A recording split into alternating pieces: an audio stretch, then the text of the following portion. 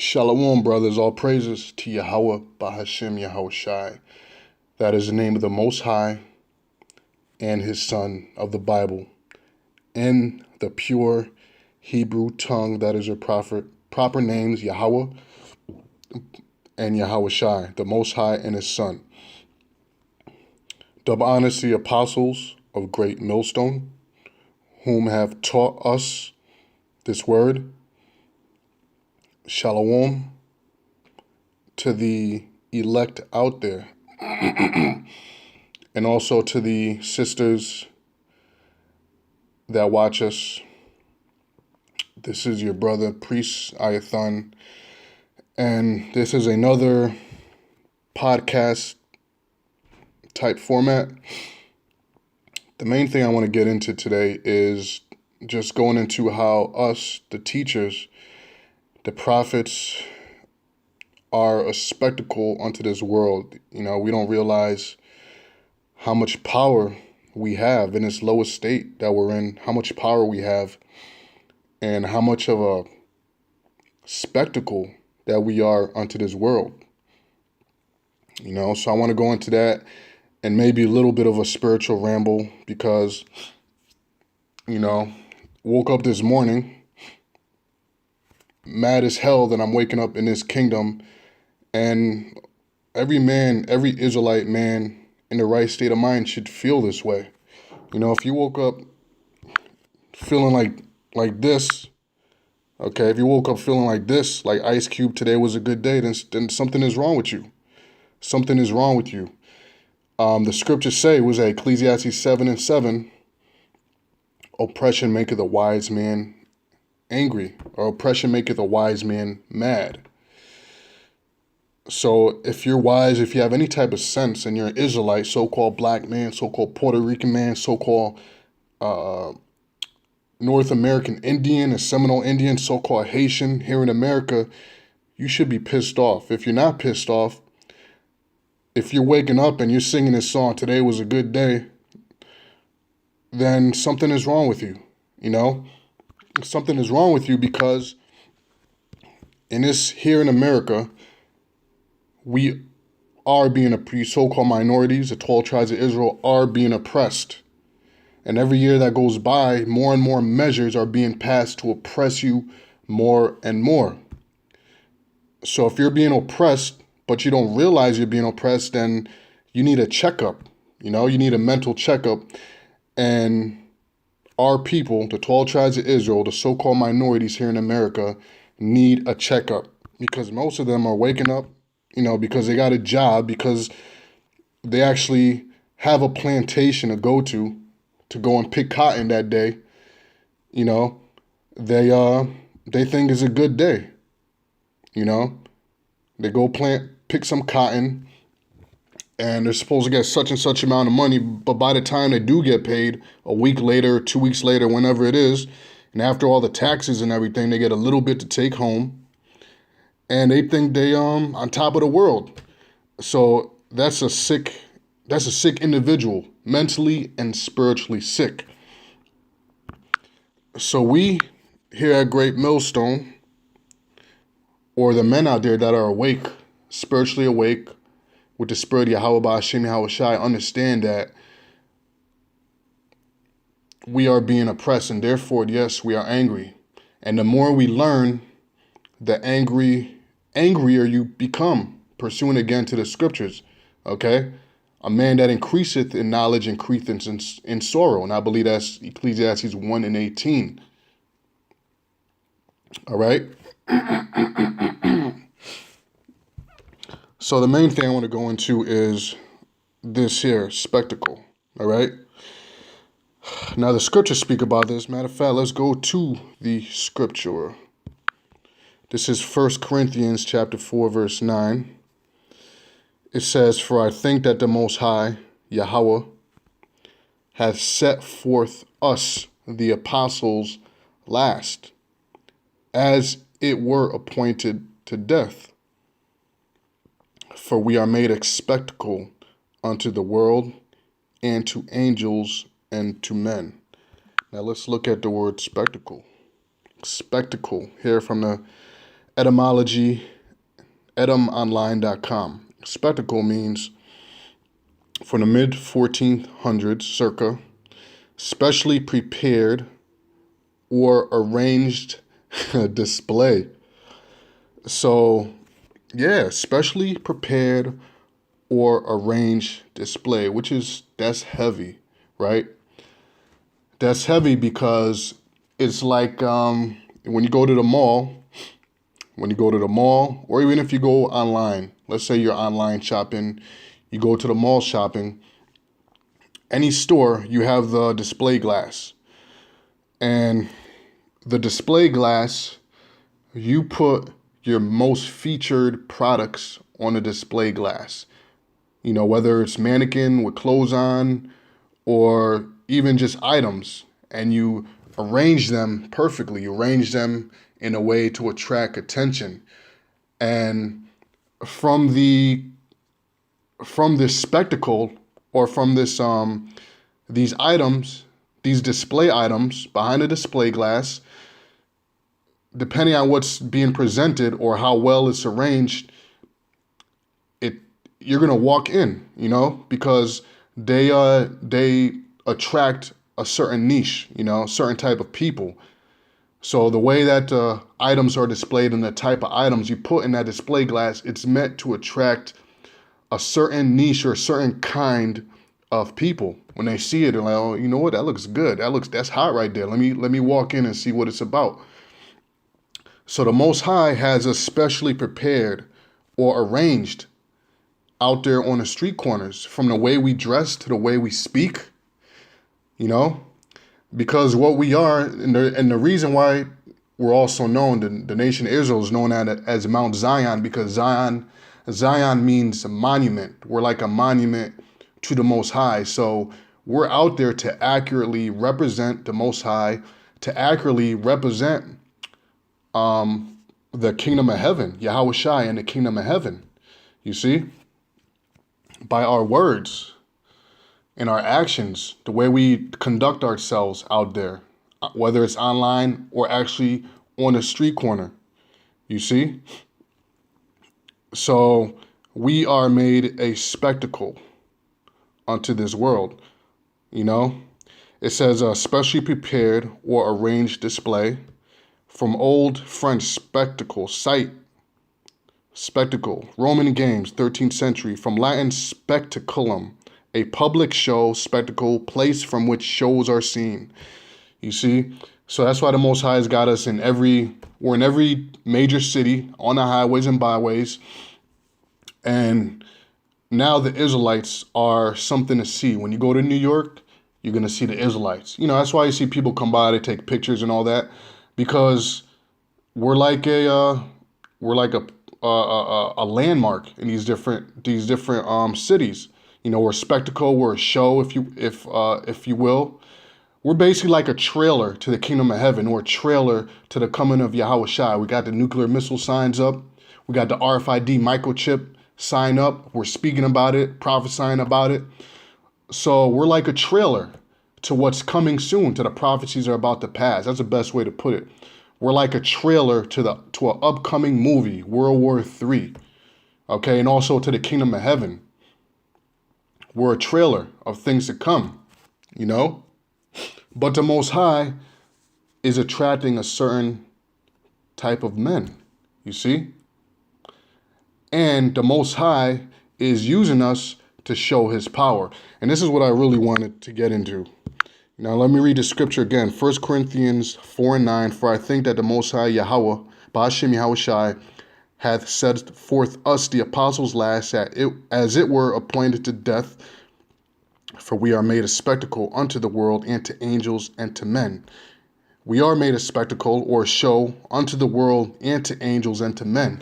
Now, this is what's so powerful about the position that the Most High got us in, And you gotta really think about this.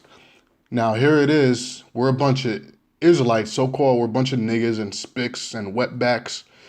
As they look at us, this is what they see when they see us on the corner. They just see niggas and Puerto Ricans and Mexicans and Indians, standing on the corner with a bunch of signs and And as far as us, ragtag garments that they like to call it, or dirty garments or bum garments, whatever you want to call it. But this is what's so powerful about that. Number one, we're out there to display the Most High's power. So we're taking away the focus from us, or the, how should I say it? We're the glory and the credit. We're taking away the credit from ourselves, and we're focusing it on the scriptures, right? So we don't go out there, when we go out there and speak,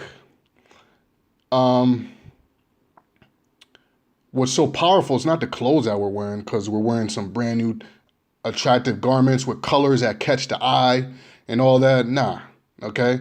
What's so powerful about us is that they walk down the street and they see a bunch of niggas and spics and Puerto Ricans, and they range from very young brothers in their teens, high school or just graduated high school, or mid-20s, and older brothers, and they out there and they're breaking down the scriptures like never have heard before.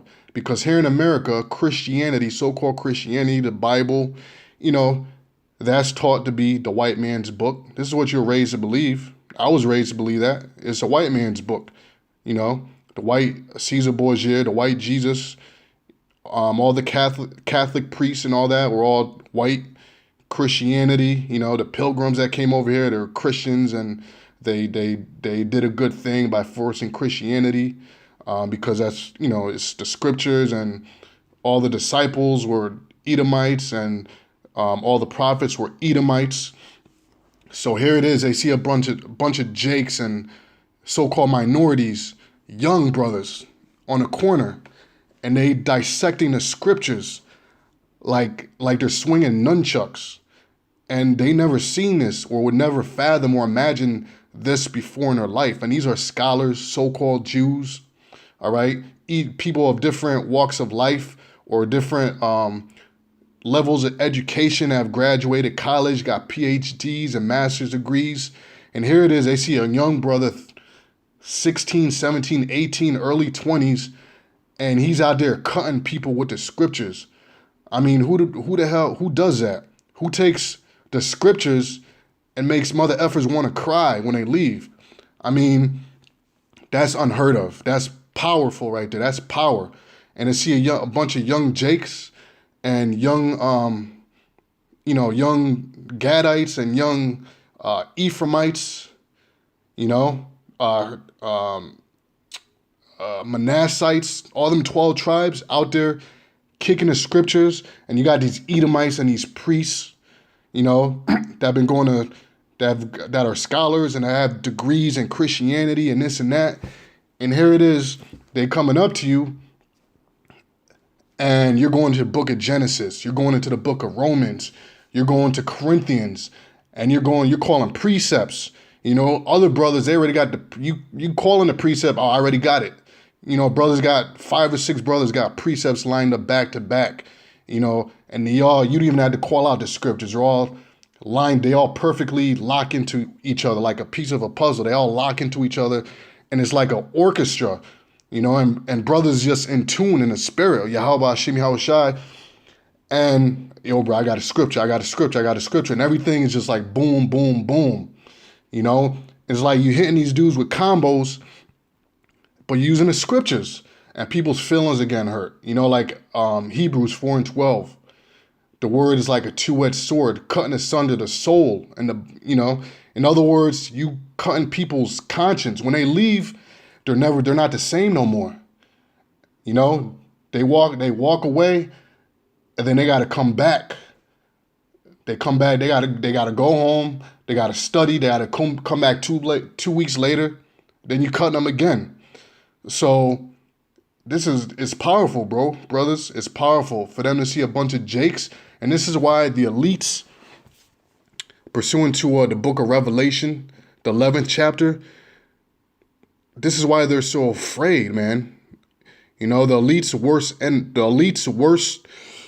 enemy is the truth. That's the worst enemy. That's the truth.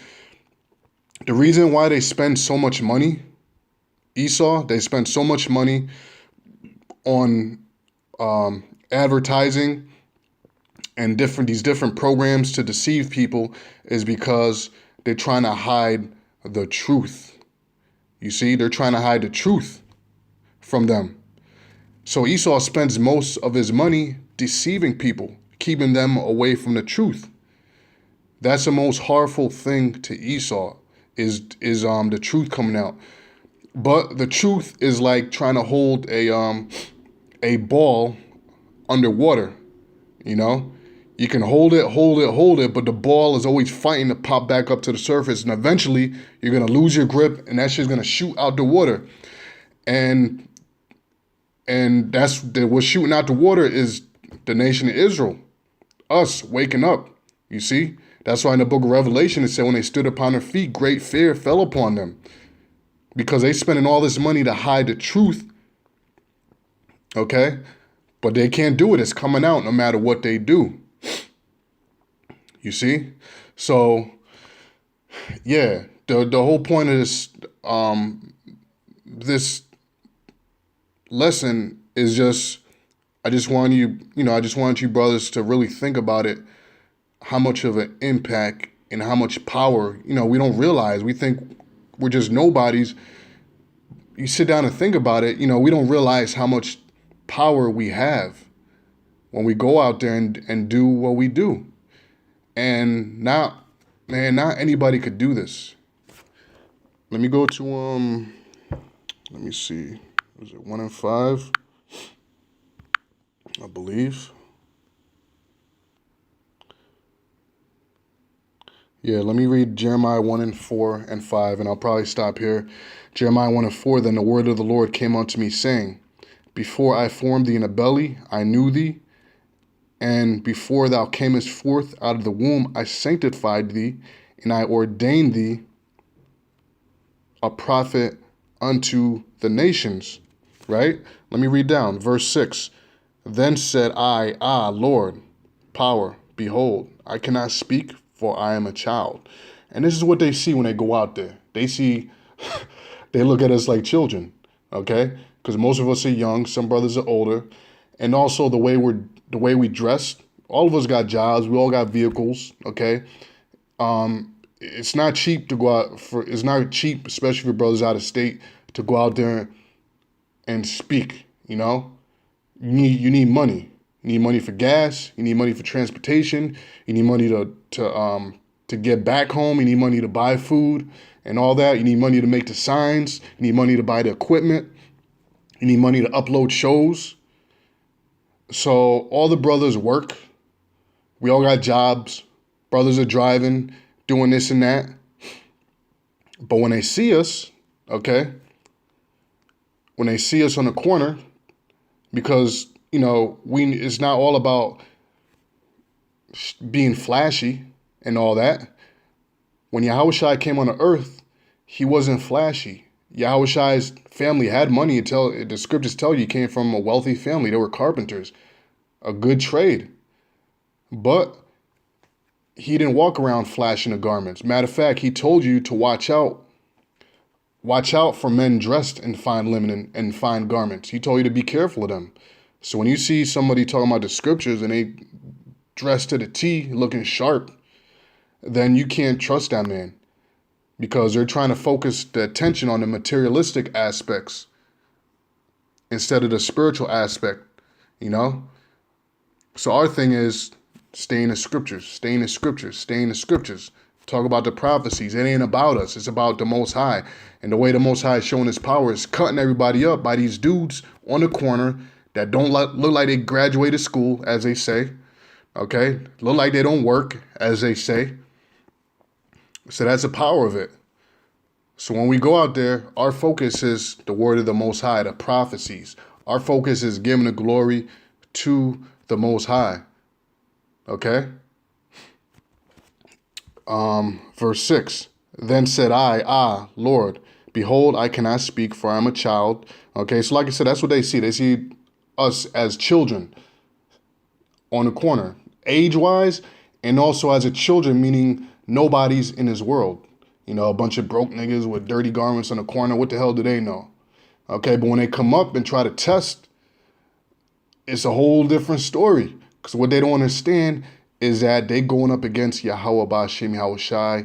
They going against his scriptures. You see?